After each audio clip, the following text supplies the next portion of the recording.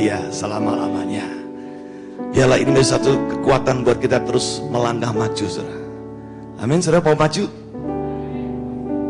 Yang belakang maju ke depan, maksud saya.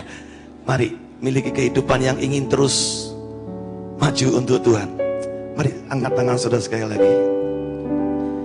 Buka hatimu. Keyboard saja, mainkan pujian. Haleluya. Kami bersyukur buat kebaikan-Mu. Kami bersyukur buat cinta-Mu kepadaku.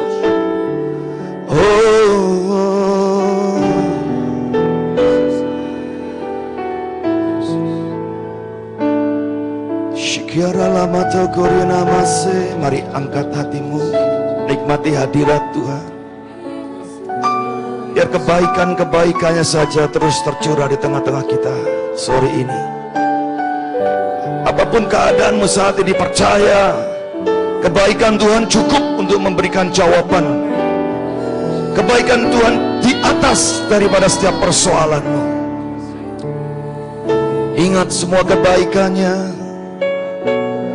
Haleluya.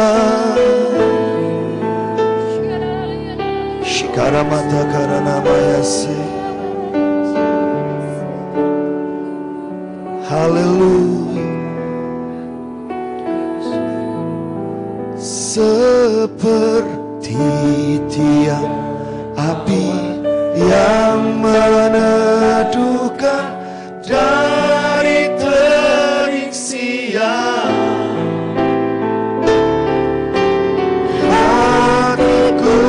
Selalu tenang di dalam tangan-Mu Tuhan. Seperti tiang api yang menerangi dari gelap malam. Kau menjaga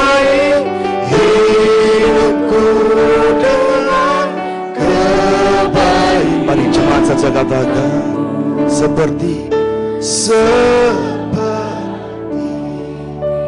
biarlah engkau melihat dengan matamu sendiri kebaikan Tuhan dalam bentuk tiang awan dan tiang api itu menyertai. Dia menjagaimu dengan kebaikan. Ya Tuhan yang tidak pernah tinggalkan hidupmu. Benar Tuhan. Seperti ada tiang awan dan tiang api yang menyertaimu. Itu hadirat Tuhan, the Shekinah glory.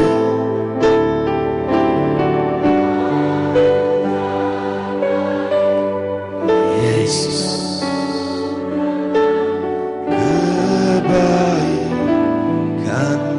Menjagai, Kau menjagai hidupku dengan kebaikan-Mu. Kau menjagai, Kau menjagai hidupku dengan kebaikan-Mu. Mari sekali tepuk tangan yang meriah buat Tuhan. Amin. Terima kasih Tuhan untuk penjagaan-Mu siang malam atas hidup kami. Di saat kami bekerja melakukan aktivitas kami, tiang awan-Mu menaungi kami Tuhan. Di saat kami ada dalam istirahat tidur kami, tiang api-Mu menjagai kami. Sehingga kami percaya tidak ada satupun perkara yang membahayakan hidup kami. Karena Engkau Tuhan yang selalu melindungi dan menjadi perisai bagi kami. Hati kami tenang bersama dengan Engkau. Hati kami percaya kepada Engkau Tuhan sepenuhnya. Terima kasih. Biar sebentar kami mau dengar firman-Mu, Engkau berbicara sore hari ini. Hati kami terbuka sepenuhnya. Di dalam nama Tuhan Yesus Kristus. Semua percaya berkata. Mari sekali tepuk tangan yang meriah buat Tuhan kita. Silakan duduk Bapak Ibu sekalian. Shalom. Apa kabar? Haleluya. Kita sudah masuki bulan September, Saudara. Biarlah kita terus boleh diingatkan akan satu rencana-rencana Tuhan yang baik buat hidup kita.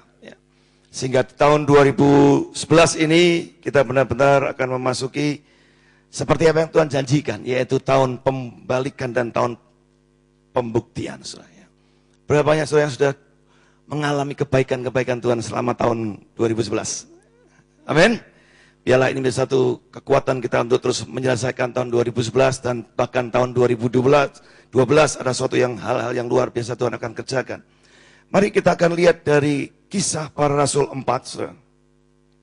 Kisah Para Rasul 4 ayat yang ke-23 sampai dengan 31. Kisah Para Rasul 4 ayat 23 sampai dengan 31. Pada saat rombongan kami dari Surabaya mengikuti seminar pertumbuhan gereja beberapa waktu yang lalu.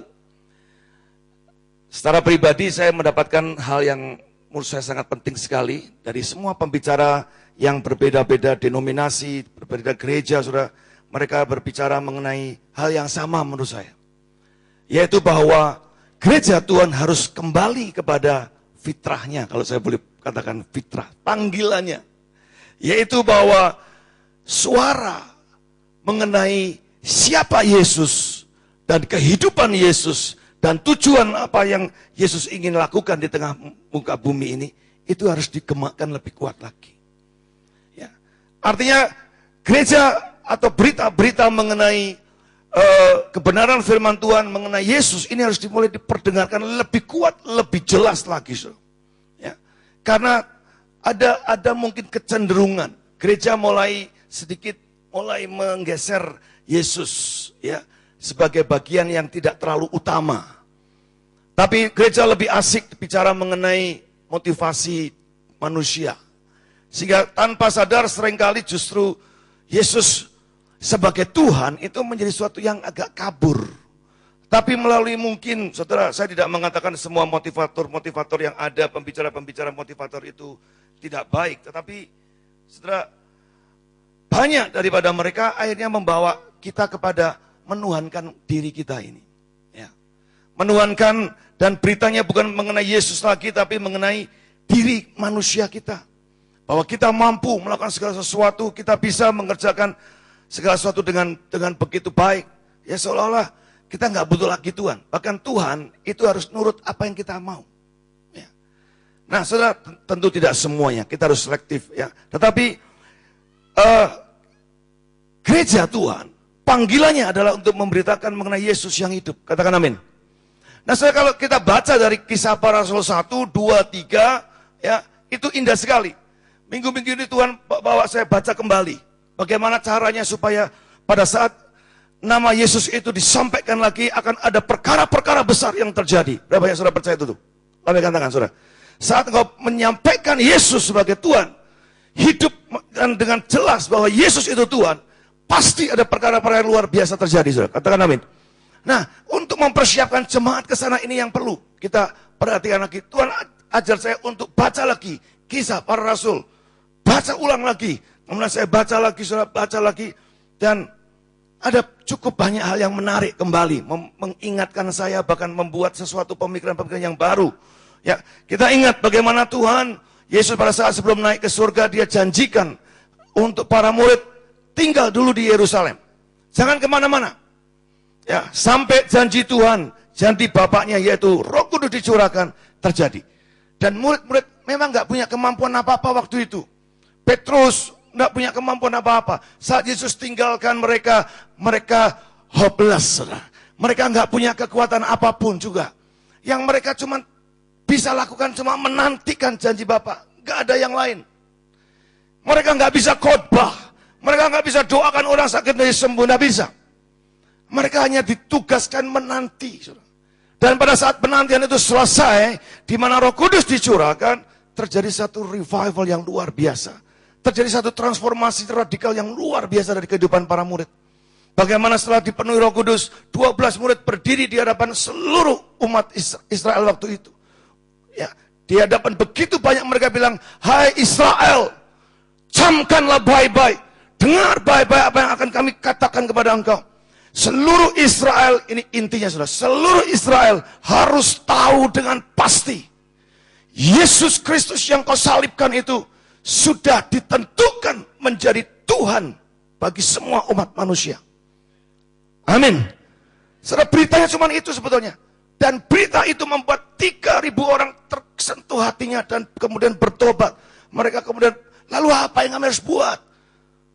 Bertobatlah dan baptiskanlah dirimu supaya engkau terima karunia-karunia Roh. Dan mereka kemudian melakukan apa yang diperintahkan oleh Petrus dan mereka bertobat. Hanya mereka menjadi satu jemaat mula-mula. Jemaat pertama kali mereka berkumpul 3.000 orang. Mereka bisa bersatu. Mereka bisa dikatakan dalam pasal yang kedua, mereka bisa bersatu sehati memuliakan Tuhan. Ya, mereka bisa begitu setia menyala-nyala buat Tuhan, luar biasa.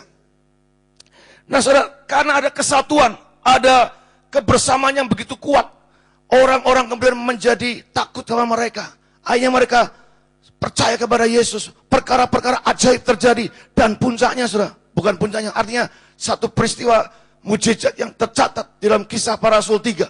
Bagaimana Petrus dan Yohanes pada saat itu menyembuhkan orang yang lumpuh sejak lahir. Ya, dikatakan orang lumpuh ini minta sedekah. Tetapi Petrus dan Yohanes bilang begini, emas perak aku nggak punya. Artinya Petrus mau ngomong begini, yang kamu perlukan bukan emas perak, tapi yang kau perlukan adalah apa yang aku punya, yang kami punya, yaitu Yesus Kristus orang Nazaret itu.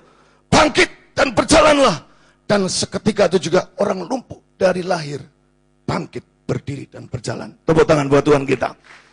Haleluya. Saudara, kemudian apa yang terjadi setelah itu? Berita ini menggemparkan seluruh Yerusalem dan sampailah ke gedung-gedung atau kantor-kantor daripada pemimpin-pemimpin agama waktu itu. Mereka dengar bagaimana ada 2 orang yang menyembuhkan orang lumpuh yang sejak dari lahir. Dengan cara yang begitu luar biasa dalam nama Yesus. Mereka mulai resah. Kemudian mereka memanggil 2 orang itu, menangkap 2 orang itu. Dan kemudian menanyainya. Itu tercatat dalam Kisah Para Rasul 4 mulai di situ. Dipanggil dan ditanya. Pertanyaannya begini saudara. Ini saudara baca coba di Kisah Para Rasul 4 ayat 10, coba lihat. Kisah Para Rasul 4 ayat 10. Tolong ditayangkan. Kira-kira begini. Dengan kuasa manakah? Ini pertanyaannya saudara. Dan atas nama siapakah engkau ini melakukan itu semua? Menyembuhkan orang yang lumpuh itu. Ya. Dengan kuasa manakah? Dan atas nama siapakah kamu melakukan itu semua? Pertanyaan ini saya mau beritahu saudara. Ini pertanyaan yang sampai sekarang masih menjadi pertanyaan besar bagi banyak orang di luar sana. Katakan amin. Kalau saudara beribadah di tempat ini, dengan kuasa apakah dan nama siapakah engkau beribadah di gereja ini? Halo? Kok gak ada yang jawab? Nama Yesus, berapa yang saudara percaya nama Yesus? Dan kuasa di dalam nama Yesus. Amin. Mari tepuk tangannya luar biasa buat Tuhan. Saudara, di sini, oke, saudara bisa jawab mungkin. Tapi di luar sana, di tempat pekerjaanmu, di kosmu, di tempat-tempat di mana engkau bergaul sehari-hari, pertanyaan ini juga menjadi pertanyaan yang terus digemakkan. Sekalipun mungkin tidak secara harafiah seperti yang saya katakan tadi. Tetapi pada saat melihat engkau baru pulang dari gereja, mereka ingin melihat kira-kira apa ya yang dilakukan orang gereja ini untuk masalah-masalah yang ada di dunia ini. Kalau kita hanya pulang dan kemudian gak ada apa-apa, gak terjadi apa-apa, bahkan kita juga tidak bisa membuktikan bahwa Yesus yang kami sembah, Yesus yang kami beritakan, tidak memiliki dampak sama sekali bagi hidup kita, apalagi buat orang lain, saudara. Tentu ini akan menjadi satu keraguan buat mereka. Tetapi pada saat justru pemimpin agama bertanya, dalam kuasa mana dan nama siapa Itu buat Petrus dan Yohanes satu kesempatan yang luar biasa. Kalau saudara baca ayat-ayat berikutnya, mereka berkata begini, hai pemimpin-pemimpin agama, dengar baik-baik.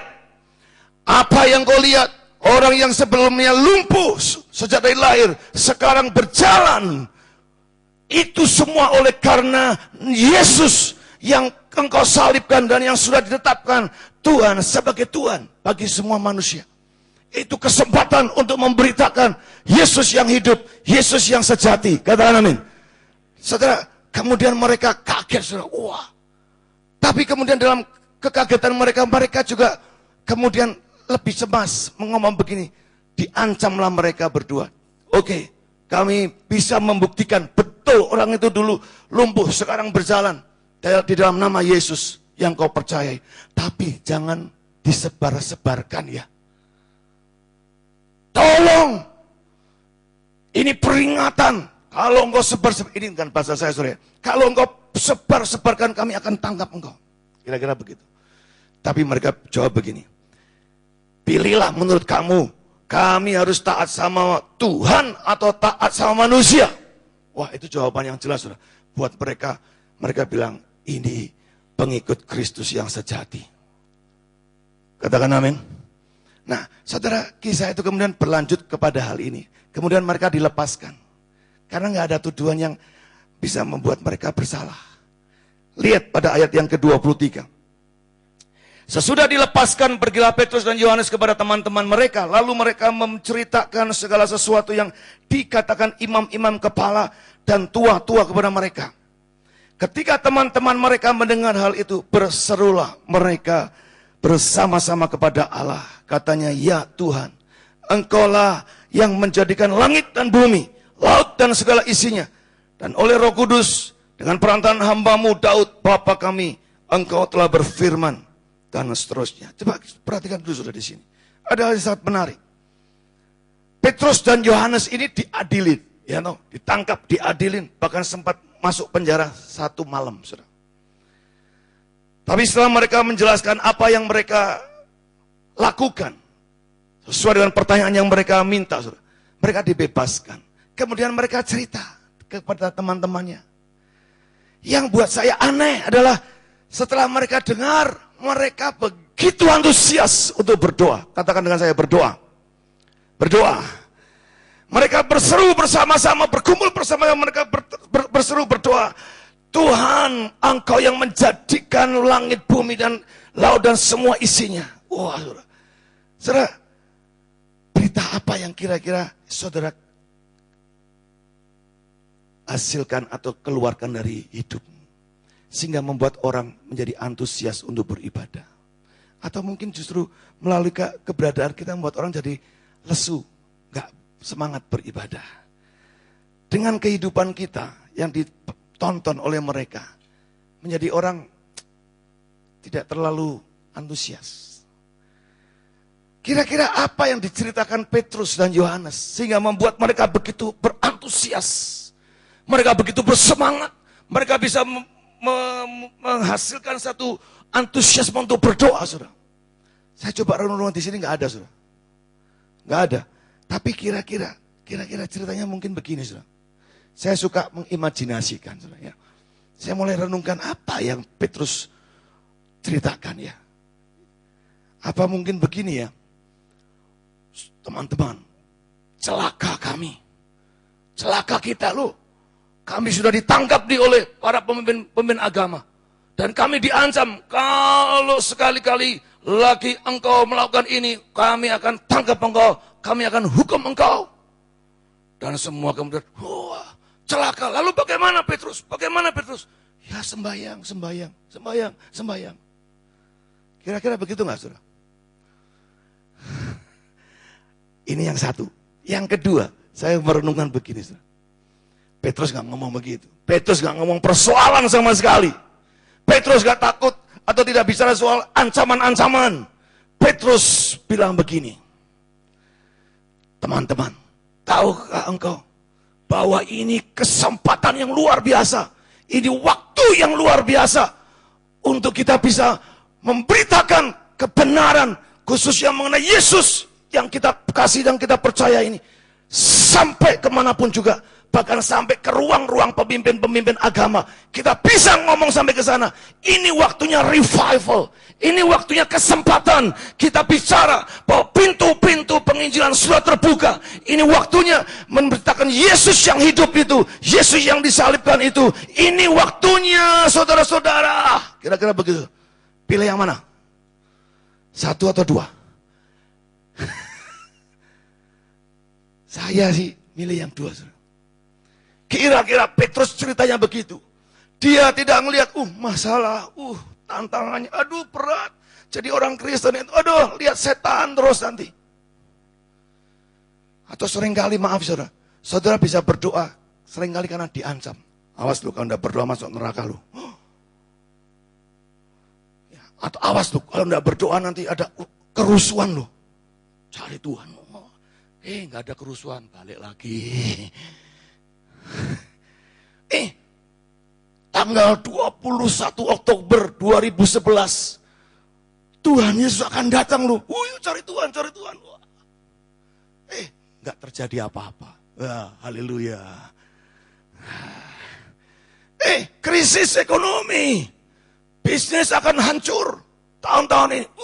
Cari Tuhan. Maaf saudara, seringkali orang Kristen suka digituin ya. Diancam-ancam baru cari Tuhan. Kalau nggak ada kalau bicara soal, saudara, waktu di Surabaya 3 hari yang saya tangkap ini, mereka bilang, siap-siap gereja Tuhan. Kalau gereja Tuhan sudah hanya membicarakan mengenai Yesus Kristus, memberitakan mengenai Yesus, pasti terjadi sesuatu yang dahsyat. Itu yang menggairahkan saya untuk, itu yang harus diperdengarkan. Mereka nggak ngomong begini, saudara. Gereja Tuhan diancam. Gereja Tuhan sekarang sulit. Gereja Tuhan begini-begini. Sehingga hanya isinya persoalan-persoalan. Marilah berdoa. Nggak ada saudara yang seperti itu. Waktu di SPGI. Saya rindu saudara yang ikut SPGI kemarin nangkep apinya ini. Bukan, gedungnya kok api banget yo. AC-nya adem banget. Solo 3 kalah. Bukan itu saudara Ya, bukan itu. Tapi saya berharap saudara bisa nangkep dari sekian banyak pembicara, baik dari Indonesia maupun dari luar negeri. Yang saya tangkap itu, gereja harus kembali untuk memberitakan Yesus. Kalau saya bilang gereja, ini bukan cuma mimbar di sini, saudara. Mimbar di sini hanya seminggu sekali. Tapi mimbarmu dan mimbar saya itu di tempat-tempat di mana engkau hidup sehari-hari. Katakan amin. Itu beritanya Yesus atau yang lain. Itu lebih menentukan. Makanya saya mau katakan saudara, kita sebagai gereja Tuhan harus siap. Baik atau tidak baik, beritanya adalah Yesus itu Tuhan. Katakan amin. Yesus itu berkuasa di bumi dan di surga. Dan kami ngalami bukan cuap-cuap seperti tukang obat, saudara. Bukan. Tapi karena pengalaman pribadi. Makanya ini penting, saudara. Ya, saya tangkap itu, saya bawa ke Salatiga. Dan saya rindu tahun depan, saudara ya. Tahun depan bukan cuma 4 bis. Saya beriman 10 bis, kita berangkat sama-sama. Tepuk tangan yang luar biasa kalau saudara percaya. Tepuk tangan, bilang yes, itu saya, katanya. Lo kok ada? Saudara perlu, saya itu rindu untuk bawa saudara ke sana itu kayak ceritanya seperti Yusuf bawa anak-anaknya itu ke Yakub. Efraim Manasye datang kepada Yakub supaya diberkati.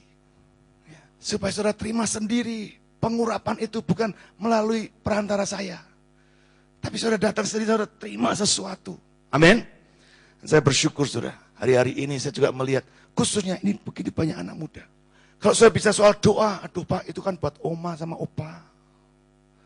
Kalau kami itu kan sedang asik dengan apa? Dengan dunia kami sendiri. Kalau doa itu opa oma deh. Papa mama.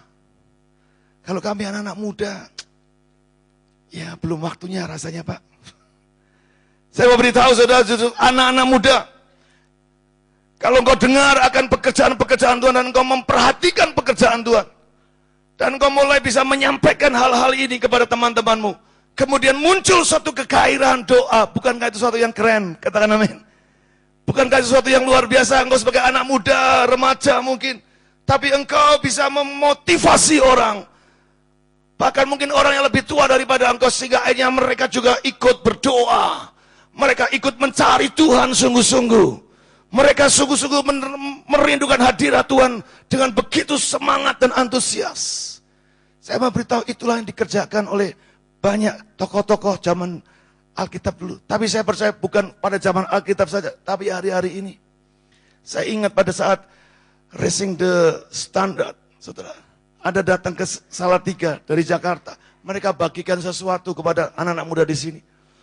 Dan kemudian dalam waktu yang singkat, saya melihat anak-anak muda mulai tergerak untuk berdoa. Mereka langsung buat doa semalam suntuk. Apa tuh? Semalam suntuk. Malam ceria namanya. Ceria. Saya tapi berdoa bukan cuma sekali dan selesai ya. Diikuti dengan yang berikutnya.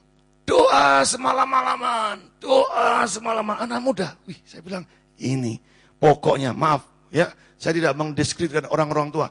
Tapi pada saat anak-anak muda mulai sadar dan mulai menempatkan diri sebagai ujung tombak, sebagai pasukan-pasukan doa, itulah revival yang sebenarnya. Katakan amin.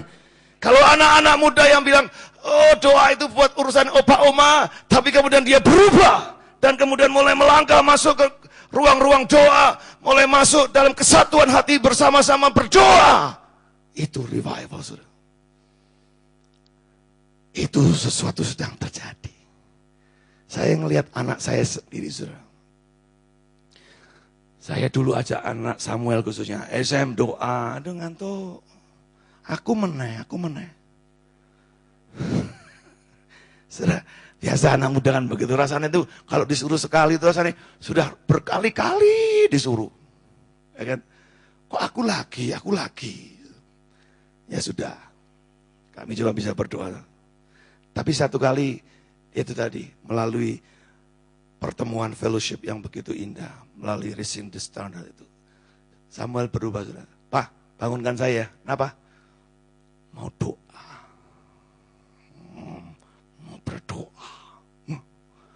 Wah, saudara, saya pikir ini Samuel sedang ngantuk atau sedang ngelindur, saudara. Tapi enggak, dia mulai belajar tuh. Tapi saya lihat juga teman-teman yang lain mulai sembahyang. Saya bilang, kalau anak-anak muda mulai memasuki ruang-ruang doa, saya beritahu, itu satu yang keren, saudara. Mari tepuk tangan yang luar biasa. Dan saya sudah melihat, sekalipun mungkin baru setapak tangan, saudara, awan itu ya, masih belum dalam hitungan yang besar, anak-anak muda. Tapi di sini ada begitu banyak anak muda, saya mau beritahu, ini waktumu dan waktu kita semua untuk berdoa. Mencari Tuhan lebih lagi. Katakan amin. Mencari Tuhan lebih lagi. Berseru kepada Tuhan bersama-sama. Ini waktunya. Apapun saudara persoalan, bukan karena persoalan kita datang, ya.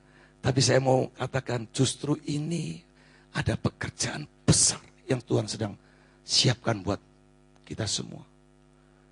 Dan saya percaya tidak lama lagi setelapak tangan itu akan menjadi hujan yang deras. Tepuk tangan yang luar biasa yang percaya. Akan ada satu pekerjaan-pekerjaan Tuhan yang dahsyat yang terjadi di tengah-tengah kita. Nah, lalu yang kedua apa, saudara? Yang kedua kita bisa belajar di sini cara mereka berdoa. Biasanya kalau kita berdoa kita anggap Tuhan itu kan pembantu kita biasanya. Tuhan, berkati aku ya Tuhan. Tuhan, lindungi aku ya. Tolong juga anjing-anjingku itu semua. Tolong jangan sampai lupa ya Tuhan ya, kasih makan ya, aku mau pergi nih. Lebaran. Saudara, aduh ini. Saudara, seringkali kan kita perintah-perintah Tuhan mau kita. Ya. Kita pakai cara kita sendiri untuk memanfaatkan Tuhan, saudara. Ya. Tetapi ada satu perubahan, saudara. Di dalam doa yang disampaikan pada jemaat mula-mula ini, dikatakan, ya Tuhan, ini awalnya, ya Tuhan, Engkaulah. Itu pengakuan, pengagungan, peninggian kepada Tuhan. Engkaulah yang menjadikan, yang menciptakan langit, bumi, laut, dan semua isinya. Dan dikatakan juga, Engkaulah melalui Roh Kudus, melalui hambamu Daud, Bapa kami, engkau telah berfirman. Jadi artinya mereka doa dengan firman dasarnya, saudara. Jangan doa menurut cara dewi-dewi, saudara. Doa itu harus doa dengan firman, katakan amin. Ya. Doa itu harus tahu, oh Tuhan itu maunya begini ya. Doa menurut firman. Jangan doa pakai cara kita sendiri-sendiri. Karena kalau kita pakai cara sendiri, dikatakan di sini, mengapa rusuh bangsa-bangsa? Ya.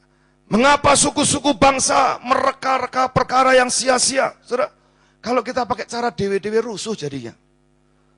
Saya doa pakai versi saya, Bu Riki berdoa pakai versinya, anak saya berdoa versinya sendiri. Kacau, saudara. Ya, nggak ada kesatuan.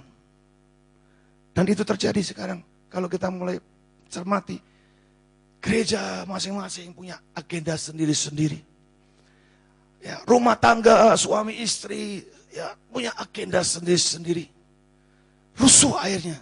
Gak ada tujuan yang mau dicapai bersama. Itu yang membuat kekacauan. Itu yang membuat pertengkaran, perselisihan. Ya, yang membuat perpecahan bahkan akhirnya. Mari biarlah kita mulai menyatukan hati. Bukan persoalan kami. Mereka tidak bilang, waduh Tuhan tolong. Mereka mengancam kami, gimana Tuhan? Tolong kasih ikhbat dong, ayo dong. Lindungi, atau mungkin kita berdoanya begini, Tuhan kami akan tetap menginjil, kami akan tetap memberitakan firman-Mu. Tapi ancaman mereka itu bahaya sekali buat kami. Tolong pada saat kami mungkin berkhotbah, butakan mata mereka.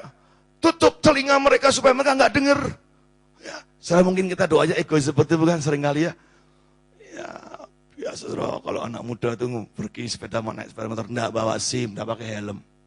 Tiba-tiba kecegat operasi polisi. Orang lama syikar.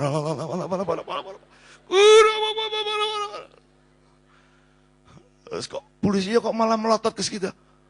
Kita berdoa dalam nama Yesus. Butakan Tuhan, butakan, butakan. Wah, ada orang yang salah dewe kok sing suruh buta ke orang lain itu loh. Itu waduh, orang Kristen. Mbak sudah, saudara nggak pakai helm atau mungkin nggak pakai SIM, sebelum disemprit minggir dulu sih. Siapa? Lupa pakai helm. Mohon ditilang, Pak. Loh, begitu saudara. Amin. Halo? Atau minggir dulu, siapa? Mohon maaf, tidak bawa SIM, Pak. Tolong ditilang, Pak. Waduh, dari mana nih? Gerejanya Betani ya? Karena mana? Ya sudah, kali ini bebas, saudara. Loh, nama Betani itu lumayan juga di Salatiga, loh, saudara. Kalau saudara ketangkap polisi, bilang aja jemaat Betani. Wah, bisa dilepaskan. Tapi yang kemarin saya ditelepon sama Wakapoltas. Saudara. Pak, ini ada jemaat Bapak, ngaku jemaat Bapak, namanya ini. Ketangkep, nggak pakai helm. Ayel-ayelan sama saya, tahu ayel-ayelan. Ribut sama saya. Karena dia ngomong, loh Pak saya kan bawa helm. Lah ya tapi nggak dipakai tuh. Ya, yang penting kan bawa. Loh, ini salah, nekat saudara. Aduh, ngotot loh saudara. Loh, aturannya kan kalau tidak bawa helm baru ditilang. Loh, nggak aturan dewe. Kalau nggak pakai helm ditilang. Mau bawa helm 10 tahun jelendrek itu, ya tetap nggak pakai, ya ditilang saudara. Ngotot ngeyel saudara. Ini anak muda makanya. Aduh, saya ngomong kamu salah. Oh, tapi om peraturan, lu datang lagi ke saya. Pendeta akan ngurusi soal tilang helm dan segala macam. Orang apa-apa. Tapi saya beritahu kamu salah.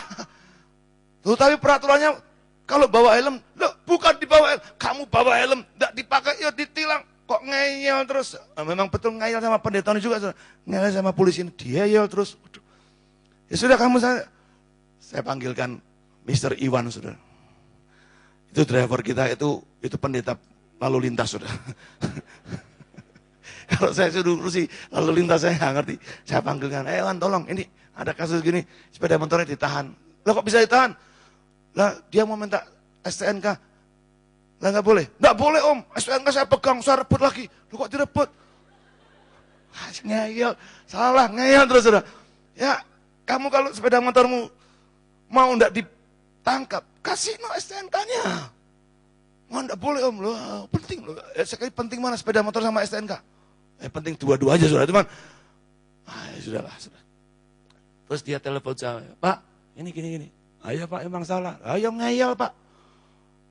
Terus gini ya, sekali ini tolong dimaafkan. Kalau besok ketemu lagi Pak, cekelan lebokno penjara seminggu itu. Ada, loh, susah men, cuman soal helm aja kok ribut sampai seperti itu. Sampai pendeta-pendeta barang diikutkan. Saudara, tahu, pakai caranya sendiri, nggak bisa. Saudara. Kita mesti harus pakai cara Tuhan. Katakan amin. Amin. Jadi ini satu pelajaran yang baik buat saudara juga ya yang pakai sepeda motor. Pakai dah helm. Jangan orang lama syikara Tuhan kaburkan matanya. Saya nggak pakai helm tapi kelihatan pakai helm. Itu botak namanya saudara. Botak itu. Botak itu kepalamu terus gimana? Coba. Kepen kayak helm gitu ya. Jangan saudara, janganlah. Sudah. Ngaku. Pak, salah Pak. Maaf ya Pak ya. Udah ditilang aja Pak. Amin. Saudara, dikatakan di sini juga, mengapa suku-suku bangsa mereka-reka perkara yang sia-sia? Seringkali kita enggak tanpa sadar atau enggak sadar, hanya perkara sia-sia yang kita pikirkan, kita renungkan, kita kerjakan. Sampai pada saat waktunya, loh kok coba ngono tok ya. Salomo saudara seorang raja yang sangat kaya, berhikmat luar biasa. Dia bilang dalam kitab pengkhotbahnya, semuanya sia-sia. Seperti usaha menjaring angin. Bisa menjaring angin? Halo? Jaringmu mau dibuat seperti apapun juga, tidak bisa menjaring angin. Semua dia bilang sia-sia. Di atas sia-sia bahkan. Tapi di ending daripada pengkhotbah, pasal yang ke-11, dia bilang begini. Ternyata cuma tinggal 2 hal saja yang penting dalam hidup ini. Yang pertama, takut akan Tuhan. Dan yang kedua, mengasihi firman Tuhan. Loh, raja yang dikatakan tidak ada yang seperti dia sebelumnya, bahkan yang tidak ada seperti dia setelah dia. Cuman punya 2 prinsip hidup ini. Takut akan Tuhan. Dan cintai firman Tuhan. Itu yang akan membawa engkau menjadi orang yang berhasil dan luar biasa berkenan. Katakan amin. Yang mau tepuk tangan yang luar biasa buat Tuhan. Haleluya. Takut akan Tuhan, hormati Tuhan. Saya senang teman-teman waktu bicara di hotel sudah waktu kita ada break. Mereka bilang, wah luar biasa ya Pak, kami melihat keteladanan orang yang takut akan Tuhan, hormat akan Tuhan. Itu melalui Pak Alex. Hormat akan Tuhan benar-benar. Dia sangat menghormati hadirat Tuhan, saudara. Ya, dia tidak ingin saat kita menyembah, memuji Tuhan sembarangan. Karena saudara bisa bayangkan kalau seorang wali kota datang ke tempat ini aja, kita rasanya menghormati, kita berdiri, kita mungkin memberikan aplaus, kita memberikan rasa hormat kita. Tuhan datang kita rasanya, tidak rasa hormat, tidak ada rasa takut sama sekali. Nah ini yang perlu memang dibangkitkan hari-hari ini. Dan saya percaya sebagai anak-anak muda, kalau engkau punya rasa takut akan Tuhan, saya mau beritahu, itu hal yang luar biasa indahnya, saudara. Amin. Jangan tunggu nanti, itu nanti kalau udah jadi opa oma, aku mau takut sama Tuhan. Nah. Saya melihat anak-anak ya muda sekarang, ya, baik yang di Powerhouse, yang di Beyond Generation, termasuk anak-anak kami juga di rumah, saudara. Saya melihat mereka hidup dalam takut akan Tuhan itu indah, saudara. Indah. Sungguh itu luar biasa sekali. Mari biarlah ini juga waktunya anak-anak Tuhan, anak-anak muda mulai takut akan Tuhan lebih lagi. Dan mencintai firman Tuhan lebih lagi. Lebih daripada majalah bobongmu, novel-novelmu yang ya setumpuk itu, majalah-majalah yang lain. Boleh. Saya bilang bukan tidak boleh, silakan. Kita punya hobi baca, kita punya hobi ngegame, boleh saudara. Tetapi jangan itu menjadikan di atas Tuhan kita. Katakan amin. Ya, Saya juga melihat saudara bagaimana, ya saya cerita sedikit mengenai Samuel. Saudara. Dulu kami sempat cemas, dia nge-game terus, nge-game. Tapi kemudian kami kasih tahu, oke, kamu boleh nge-game, tapi Sabtu Minggu. Ya, puji Tuhan, dia nurut saudara. Dan mulai nge-game-nya Sabtu Minggu. Dan kemudian saya perhatikan itu beberapa tahun yang lalu saudara. Saya perhatikan pada saat dia nge-game, kayaknya dia sedang ngomong-ngomong dengan seseorang saudara. Saya dengerin ini ngomong sama siapa tuh? Oh nge-game itu kan ya, masa ngomong sama TV saudara? Kan gak mungkin. Terus saya perhatikan ternyata dia ngikutin tuh bahasa Inggrisnya di game itu. Kan ada ya bahasanya, perkataan-perkataannya keluar. Ya puji Tuhan saudara, dia sambil belajar di situ. Akhirnya tanpa guru saudara, tanpa guru. Bahasa Inggris, dia hanya bisa bahasa Inggris. Melalui game itu. Jadi buat saya game tidak semuanya buruk. Tetapi kalau kita bisa menggunakannya dengan baik, ya bagus juga. Katakan amin.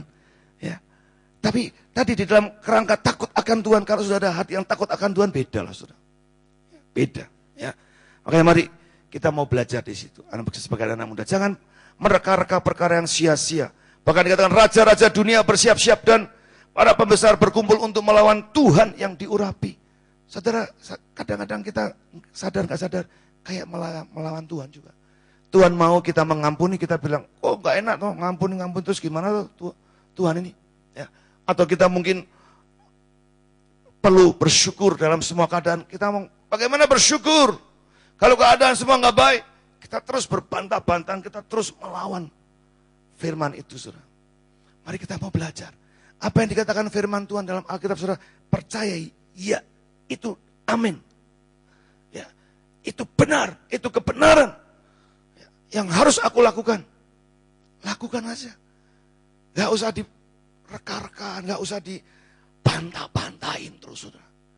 Ya, kita perlu punya hati yang lembut untuk terus belajar firman Tuhan. Katakan amin. Ya, anak-anak muda, ayo cintai firman Tuhan. Cintai lebih daripada saudara baca-baca yang lain. Ya, gemari setiap pagi, saudara, atau malam, atau kapan saja saudara bisa merenungkan firman Tuhan. Renungkan, baca baik-baik. Renungkan baik-baik dan lakukan dalam kehidupan saudara. Nah, yang terakhir saudara, yang terakhir. Pada bagian yang ayat yang keberapa? 29 kalau tidak keliru. Dan sekarang, ya Tuhan, lihatlah bagaimana mereka mengancam kami. Dan berikanlah kepada hamba-hambamu keberanian untuk memberitakan firman-Mu. Ulurkan tangan-Mu untuk menyembuhkan orang. Dan adakan tanda-tanda dan mujizat-mujizat dalam nama Yesus, hamba-Mu yang kudus. Saya perhatikan di sini, doa mereka ya, disesuaikan, diselaraskan dengan kehendak Tuhan. Kemudian baru mereka bicara mengenai keadaan yang mereka hadapi. Mereka tidak menyangkal, nggak ada masalah, hidup kami ini baik-baik. Tidak. Mereka tahu ada ancaman, tetapi ancaman itu bukan menjadi persoalan buat dia. Kalau tadi dalam bahasa Indonesia, ya, dikatakan lihatlah bagaimana mereka mengancam kami. Itu kelihatannya agak sedikit arahnya ke kita, ke manusia. Tapi bahasa Inggrisnya bagus, saudara. Dikatakan demikian, Lord, pay attention to that threat. Now, artinya Tuhan kasih perhatian buat ancaman-ancaman mereka. Jadi sebenarnya nggak ada hubungannya. Mereka mengancam, bukan persoalannya dengan kami. Itu doa yang luar biasa saya renungkan, saudara. Ancaman itu bukan diarahkan kepada kami. Ingat saudara, Tuhan itu kan punya perasaan begini. Kalau kita ini terancam, itu sebetulnya mengancam dia juga. Katakan amin. Halo. Saulus satu kali ditegur. Saulus, Saulus, kenapa engkau menganiaya aku? Kapan Saulus menganiaya Yesus? Gak pernah. Siapa yang dianiaya? Murid-murid Yesus. Tapi itu sama saja seperti menganiaya saudara. Menganiaya murid-muridnya. Jadi kalau saudara tahu ini saja, saudara nggak akan takut dengan ancaman. Kalau mereka mengancam kita, nggak ada urusan dengan kita. Dia sedang mengancam Bapa kita di surga sana. Katakan amin. Jadi saudara tenang aja. Ya. Pada saat Samuel diberontak oleh rakyat Israel waktu itu, Samuel, engkau yang hidup baik, tapi anak-anakmu tidak ada yang jadi contoh yang baik. Sekarang angkat bagi kami raja seperti bangsa-bangsa lain. Samuel marah, saudara. Loh, kok gitu? Iya, kami mau seperti bangsa-bangsa lain, punya raja. Tuhan bilang begini, Samuel, dengerinlah apa yang mereka ingini. Karena yang ditolak bukan kamu, yang ditolak itu aku sebetulnya. Saudara punya Allah Tuhan yang seperti ini kok masih belum bisa bersukacita, heran saya. Artinya apa, setiap tindakan apapun juga yang seolah-olah diarahkan kepada engkau, sebetulnya bukan diarahkan kepada engkau, sedang mengarah kepada Tuhan yang mengasihi kita. Katakan amin. Makanya saudara, kalau saudara tahu ini juga hati-hati. Kalau saudara menyerang orang percaya juga, saudara sedang menyerang juga Tuhan. Makanya jangan senang-senangan dong. Kita sama anak Tuhan, sesama kita ini bersaudara. Amin. Jangan ribut, geger. Suami istri, anak-anak Tuhan, pelayan Tuhan sama-sama ribut.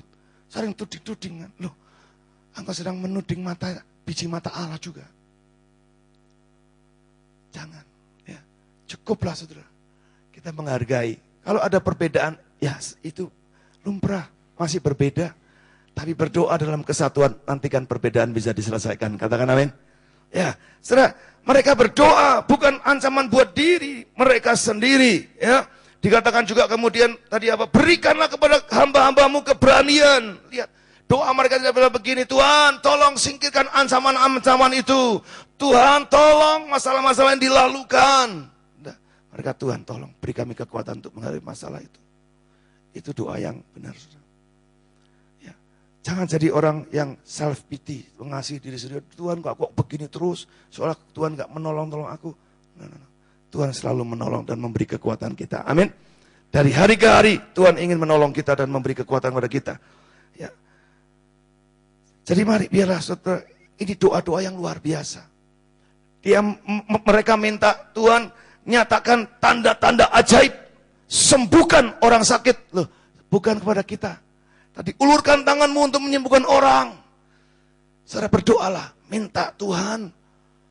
Ini tahun-tahun yang luar biasa. Ini tahun-tahun kami mau mencari wajah Tuhan lebih lagi, hadirat Tuhan lebih lagi. Ya, kalaupun ada persoalan, itu tidak persoalan lagi. Artinya kami tahu Engkau pasti memberi jalan keluar. Tapi lebih daripada itu, kerjakan pekerjaan-pekerjaanmu melalui hidup kami untuk bisa menolong orang banyak di sekitar kami. Katakan amin. Sehingga akhirnya saudara, ini menjadi suatu kegerakan besar yang kalau saudara baca nanti di dalam pasal-pasal yang kelima, ya, Anania Safira, kemudian setelah itu terjadi Anania Safira, terjadilah satu revival besar-besaran. Ya, ada begitu banyak pemimpin-pemimpin agama yang semula menentang daripada pekerjaan Tuhan. Akhirnya mereka percaya kepada Yesus. Ya. Hari-hari ini kita nggak bisa lagi dengan cara kita untuk bisa membawa jiwa-jiwa kepada Tuhan. Saya rindu, saudara.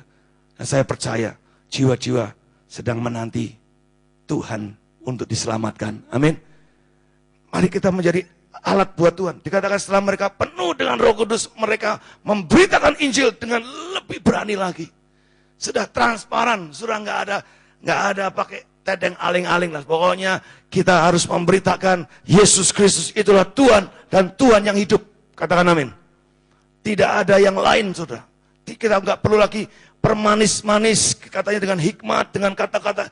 Nggak perlu, sudah jelas-jelasan saja. Karena dikatakan seluruh Israel harus tahu dengan pasti. Bukan dengan kabur samar-samar. Bukan dengan pelan-pelan. Tidak, harus tahu dengan pasti, jelas. Hari ini saudara-saudara juga punya kerinduan seperti itu. Seluruh keluargaku harus tahu dengan pasti bahwa Yesus Kristus adalah Tuhan yang hidup. Amin. Komunitas saudara, teman-teman saudara juga harus tahu dengan pasti. Bukan dikotbahi. Saya tidak pernah khotbahi anak-anak saya. Tapi melalui cara hidup kami, cara keterbukaan kami menyelesaikan masalah, mereka akhirnya melihat sesuatu yang berbeda. Di gereja juga saya berusaha untuk tidak menjadi seorang yang otoriter. Tapi mari kita belajar, saudara, menghargai apa yang sudah Tuhan berikan dalam pelayanan ini. Saya sedih kalau ada seorang teman yang mengatakan, Pak, saya istirahat dulu melayani ya. Loh kenapa? Ya, kami sedang ada masalah di rumah tangga lah. Kami sedang ada persoalan dengan begini.